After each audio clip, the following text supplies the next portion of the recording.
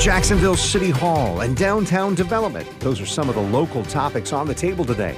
Our Hand on Government segment also looks at the national issues, including decisions Congress had to make about a new speaker and still has to make about what to do in the budget. Plus, mixed reviews about veterans and death by suicide. Our panel confronts the issues that arise after serving and what each of us should watch for on This Week in Jacksonville. Glad you're with us. Chris Hand is with us today for our monthly Hand on Government segment. And Chris is a government law attorney, former chief of staff in the city of Jacksonville. We start today focused on some local issues. Chris, lots of heads kind of turned recently when we saw a report that the mayor's office awarded a lobbying contract without taking bids, is what the report is. Is that unusual, a bad look, or is it like no big deal?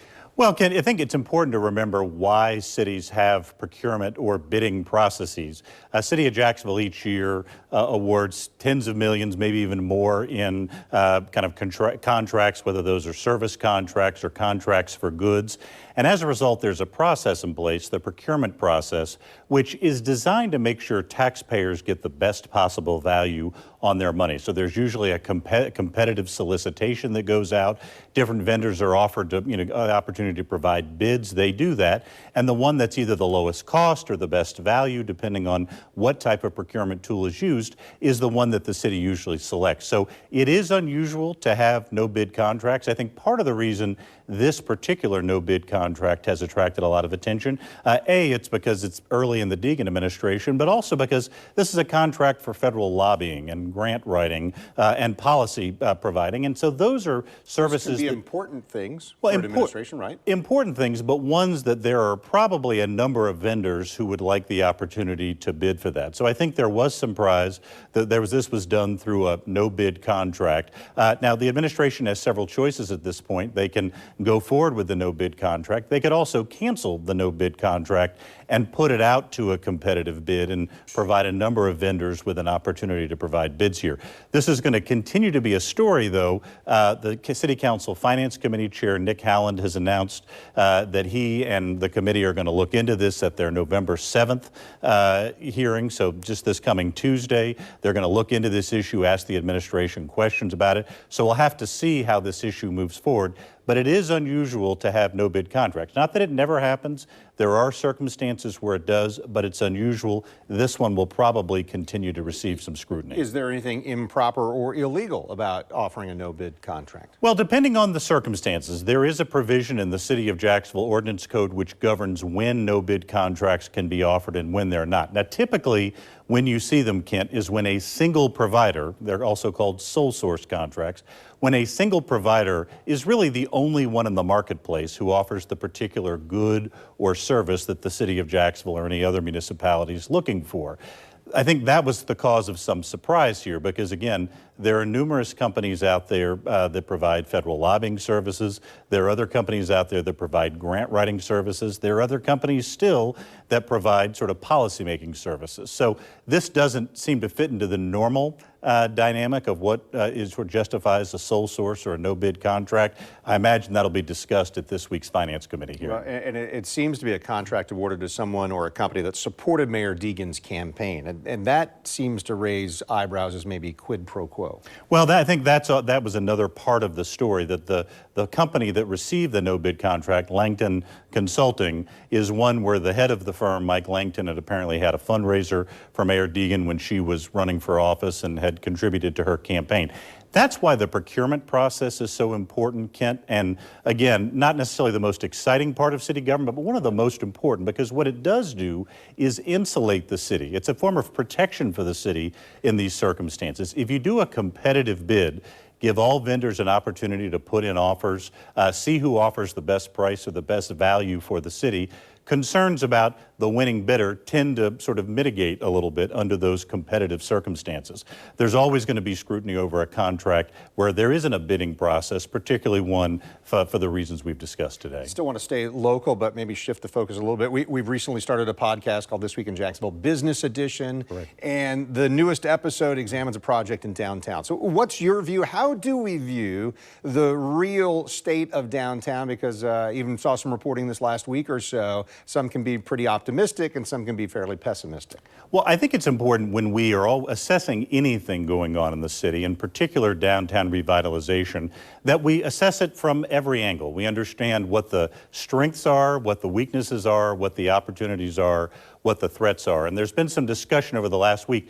Downtown Vision Incorporated just released its most recent State of Downtown report, the 2023 State of Downtown report, that painted a pretty rosy picture of the status of downtown revitalization. It immediately got a response from Nate Monroe, the Metro columnist of the Florida Times-Union, who essentially said, like, this, pushing back and saying, look, this, we can see with our own eyes that maybe downtown hasn't made the progress that we wanted. Why couldn't this report have done more? So I think that's going to be a continual push-pull.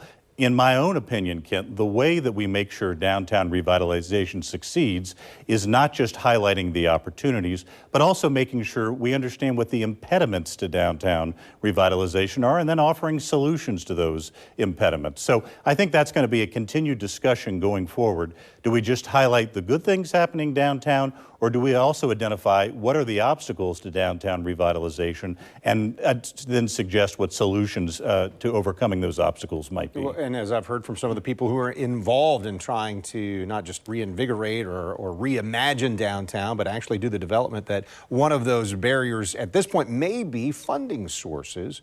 And so it seems like that's something that should be part of the conversation. Are there people, companies willing to invest in these projects that a lot of people say, hey, I've got the renderings, now let's see it happen and come up out of the ground? Well, I think that's been a longstanding debate with downtown. Should the Downtown Investment Authority, the agency that oversees the downtown development process, should it have its own independent funding source? What that would allow it to do is to make quicker decisions on projects, wouldn't necessarily have to go back to City Council every time it wanted to spend money or invest in downtown. This has been a debate since the DIA was created in 2012.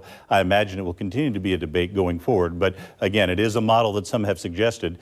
Give them their own independent funding source so that they can move more quickly with downtown development projects. All right, Chris is staying with us, and we're going to shift our focus to national politics when we come back. So stay with us on This Week in Jacksonville.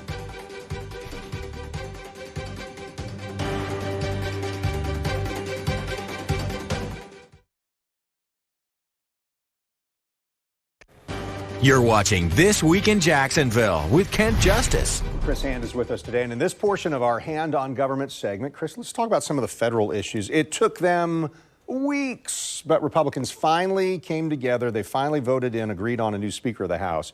But this seems like it injured or at least weakened the GOP brand. What was the big issue, and have they solved anything there? Well, let's kind of go back to what sort of created this entire situation, Kent. Was the former House Speaker, Kevin McCarthy, agreed to a continuing resolution to fund the government for part of the next fiscal year.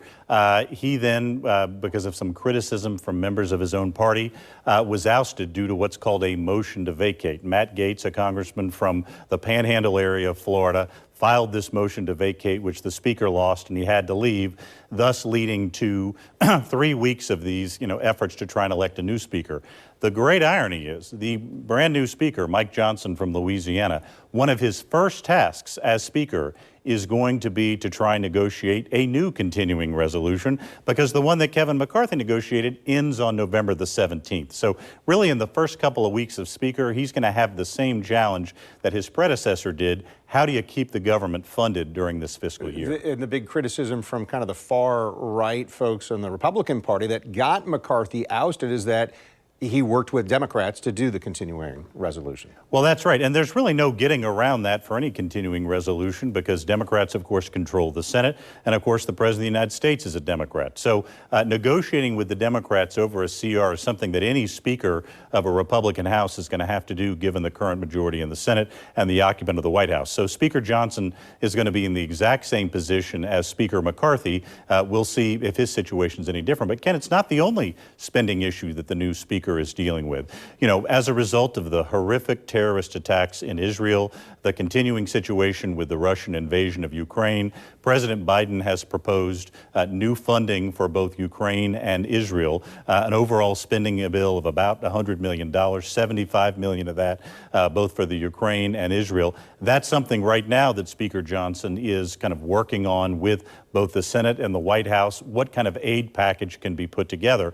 This week, he kind of introduced what his plan was on the Israel front to offset $14 billion to Israel with $14 billion in cuts to some additional IRS spending that the last Congress passed. This has been met with controversy both in the Senate, really in a bipartisan way, and at the White House as well, with some concerns about why would we condition support for one of our oldest allies in Israel on something that has nothing to do with what's happening in the Middle East right now. So that's been met with some controversy. But in addition to the CR, there's work to be done on figuring out how to pass these aid packages to Israel and Ukraine, given the very challenging circumstances both in the Middle East and in Europe right now. Do Republicans, you think, at this point, I know it's still early, but was it worth it, this 3 weeks of chaos and infighting and the way it makes the Republican conference look to the outside viewer? Well, I think it still remains to be seen whether or not this actually addressed any of the challenges in the Republican conference. And I think over some of these issues we're talking about, Kent, the continuing resolution on the budget, aid to Ukraine and Israel, we'll have to see whether any of those divisions within the Republican caucus have been healed or whether they were just temporarily set aside and will manifest themselves again as the party discusses these issues. Yeah. Famously, Republican Congressman Aaron Bean was on our show just a little while ago and called the criticism that it was the Republicans' fault. He called it horse hockey. We're still trying to work out what that means. Let's talk about the Republicans who are getting ready for a debate in Florida very soon, November 8th. What are the stakes for Florida Governor Ron DeSantis in this? Well, I think they're significant because this is probably one of his final opportunities to make his case on a national stage before Republican voters actually start casting ballots in Iowa in the month of January. It's obviously been a challenging few months on the campaign trail for Governor DeSantis.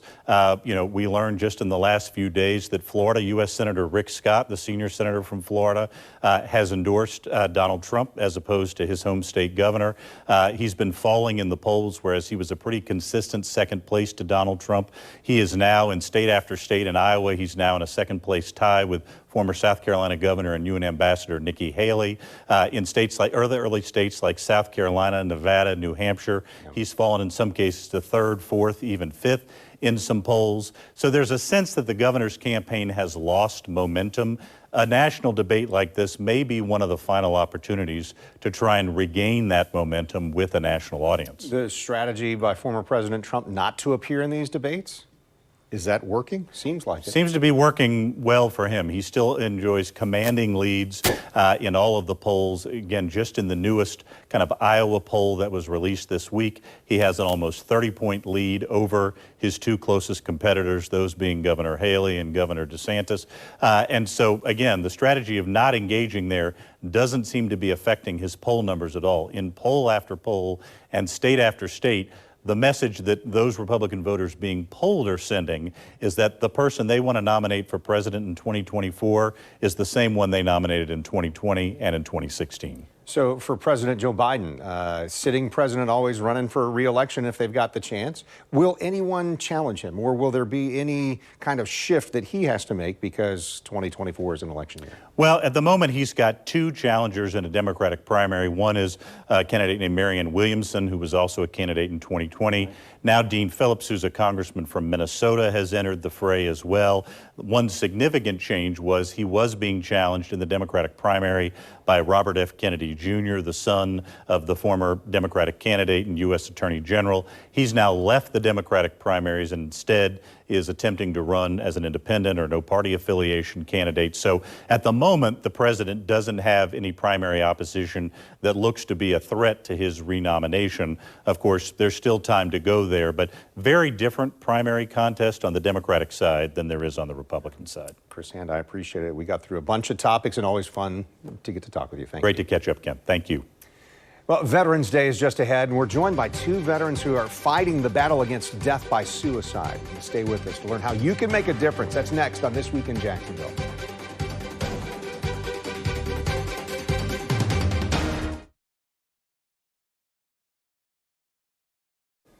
You're watching This Week in Jacksonville on Channel 4. Most of you know Veterans Day is this coming Saturday. And joining us right now, two people who served passionately and faithfully and who are working right now trying to save lives. DeAndrea Fuller is with us from the Stephen A. Cohen Military Family Clinic at Centerstone. And returning to our show, Michael Fleming, retired Brigadier General and Chairman of Northeast Florida Fire Watch Council.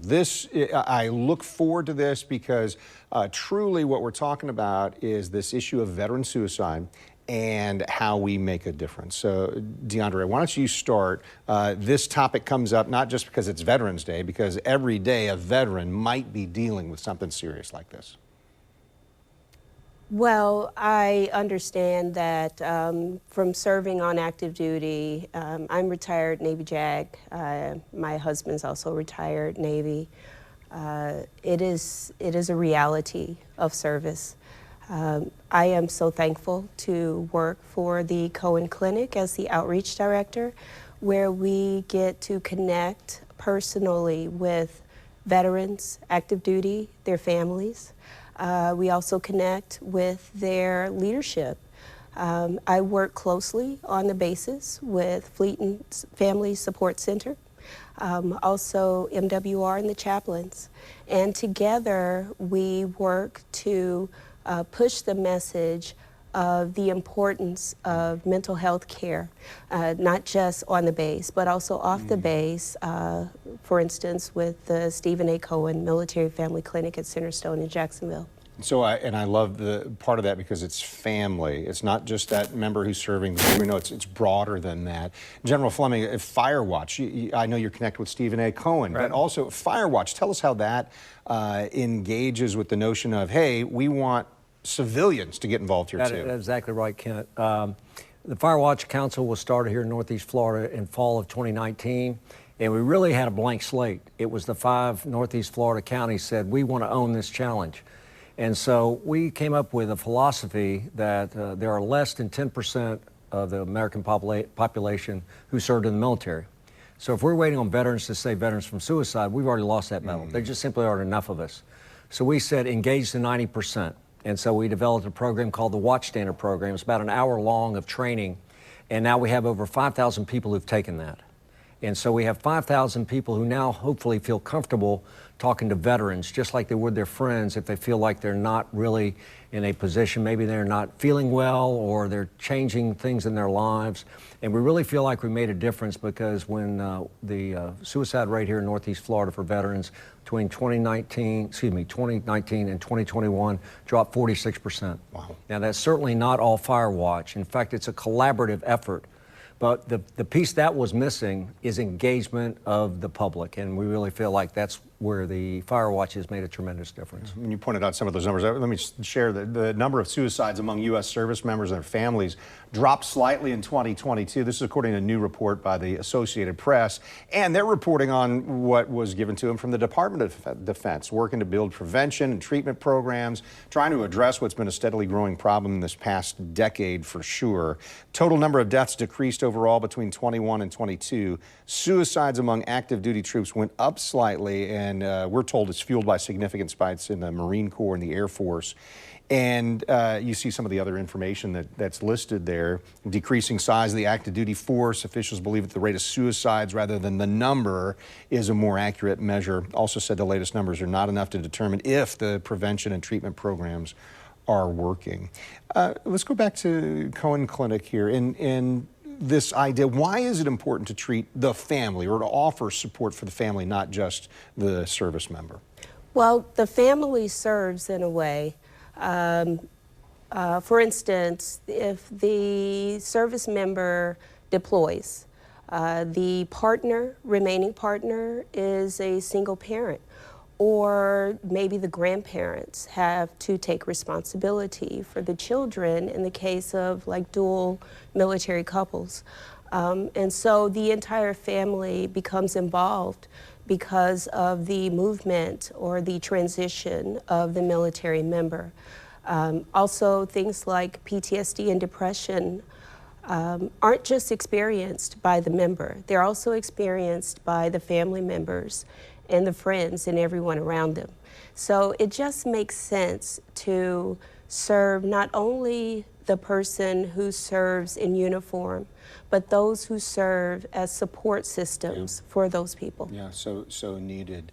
Before we wrap up, how does somebody who hears about Firewatch, how do they get involved, General? Yeah, it's thefirewatch.org, and you can simply go there. We partner with an organization called Psych Armor, and you just log in, and it's about an hour's worth of training, because we want you to feel comfortable talking to a veteran about his or her challenges, just like you talk to any friend, because we really feel like it's almost a sea of goodwill. If we can surround veterans and active duty members with a community who understands the challenges that the military presents, then we can actually make a huge difference individually. Yeah, well, you personally have trained and taught me about that over the years that we've known each other. I didn't serve, but boy, I sure am thankful for the folks who have, and you've helped me understand some of that relationship as a civilian and how I can be helpful to those who serve. I appreciate both of you for your service. We know Veterans Day is coming up. Thank you very much for the time today. And I do want to tell you that DeAndrea Fuller is one of the panelists tomorrow evening at a free event which is called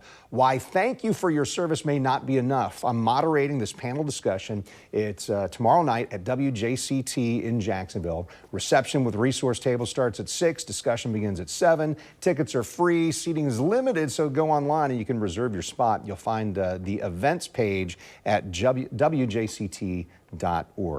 And as we wrap up today, I want you to know that we launched a brand new version of This Week in Jacksonville called Business Edition. Streaming podcasts. We're focused on economic development of the River City in our region. This episode looks at the Pearl Street development by Gateway Jacks. You can find new episodes every Thursday, 9 a.m., and you'll find it right now on News4Jax Plus under the channel This Week in Jacksonville. You also find Business Edition available wherever you get your podcasts, Apple, Spotify, Google, that sort of thing. All right, next time on our show, Clay County Sheriff Michelle Cook. I'm Kent Justice. Thanks for watching today.